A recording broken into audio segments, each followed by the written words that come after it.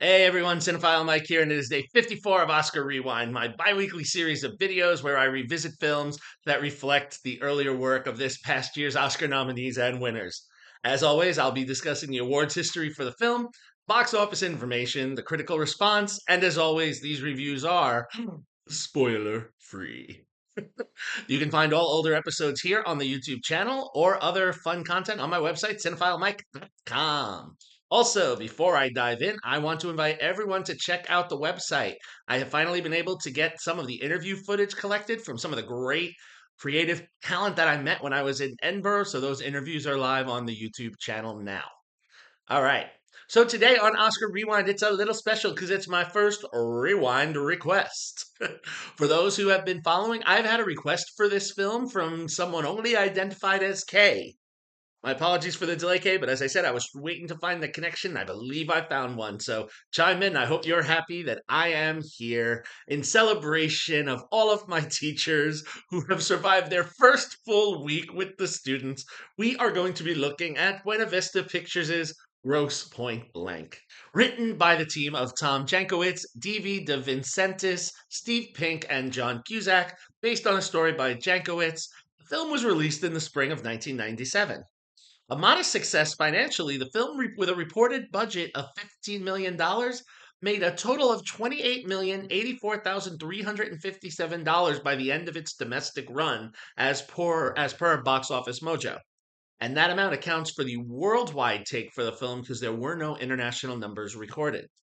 Critically, the film is certified fresh on Rotten Tomatoes as of me talking to you about it. It holds an 82% critical score based on 73 reviews and an 86% audience score culled from over 50,000 ratings.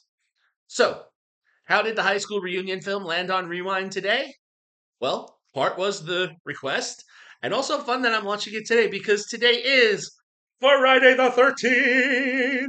And one of the characters in this film actually references in Grosse Point Blank that she's having some of these Friday the 13th vibes. So here's the connection. It's a little loose, but it is actually an important one that I want to talk about because while we do not have an Oscar for Best Stunts yet, I do believe they're working on it, and I believe it's the next one coming because I know we're getting a Best Casting one coming soon. And I truly feel that we should be recognizing the stunt work. The SAG Awards does this. The Screen Actors Guild does give an award every year for the best stunt ensemble work in film and in television. And one of this past year's nominees at the SAGs, and could have been an Oscar nominee if the Oscars recognized this category, worked on this action comedy almost 30 years ago, and that man is named Kevin L. Jackson. Jackson was SAG nominated this past year, serving as the stunt rigger for Guardians of the Galaxy Volume 3, which also was nominated for Best Visual Effects. And, stunt work and visual effects oftentimes go hand in hand.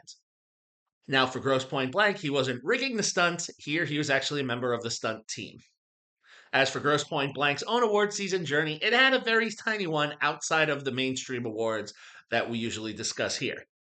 Joan Cusack, who also was Oscar nominated that year for Best Supporting Performance in and Out, won the Clotrudis Award for Best Supporting Actress for her roles in Grosse Point Blank and In and Out.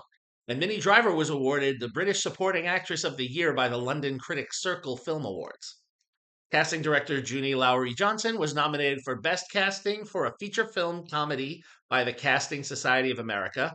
And both John Cusack and Driver were nominated for Best Comedy or Musical Actor and Actress by the Online Film and Television Association Awards. So, what is Grosse Point Blank about? Well, it's about Martin Blank, played by John Cusack, who is a professional assassin questioning whether or not this line of work is still for him. And while he's contemplating this, he's fending off very pushy offers from another rival assassin, Grosse, played by Dan Aykroyd, to join an assassin's union, as well as the constant nagging by his assistant Marcella, played by Joan Cusack, to go to his 10-year high school reunion in Grosse Point, Michigan, place he hasn't been in 10 years since he ran off on prom night, leaving his girlfriend Debbie behind, who in the film played in adulthood is Minnie Driver, and he's been gone. Nobody knew what happened to him, so He's gone on to be in the military and eventually become a hitman. And after one of his jobs goes a little sideways, I guess sometimes a hitman just can't do what they're hired to do. Huh. He has to take another job to make it up to the employers, and that is in Detroit. And as a result of trying to make things right, how fitting that this job that he is put on, is happening at roughly the same time as the reunion, which is what gives Marcella her Friday the 13th kind of vibes. It's perfect for you to go back to your reunion. And so, begrudgingly, he goes, and the trip home will not be anything that he expected. He does reunite with Debbie, who is now a local radio DJ, and he reconnects with his former friend Paul, played by Jeremy Piven, a real estate broker, and he tries to catch up on the life he knew, and sadly, some of his childhood has been lost to convenience.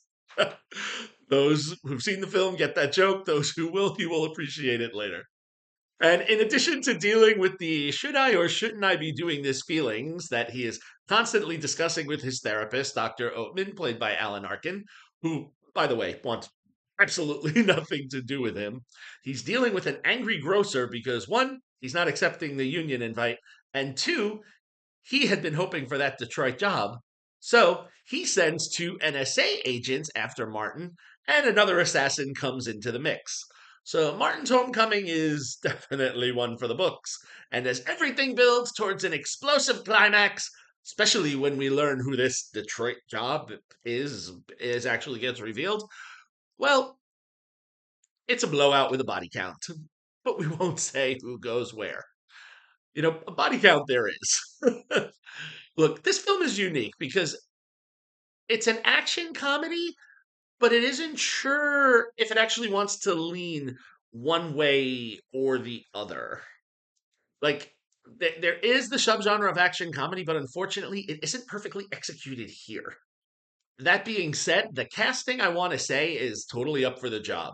Cusack always delights when he's on screen, and there's a charisma that he brings to the role of Martin that even though we're not supposed to like him, I mean, he's a hitman, he kills people for money, you warm to him very quickly.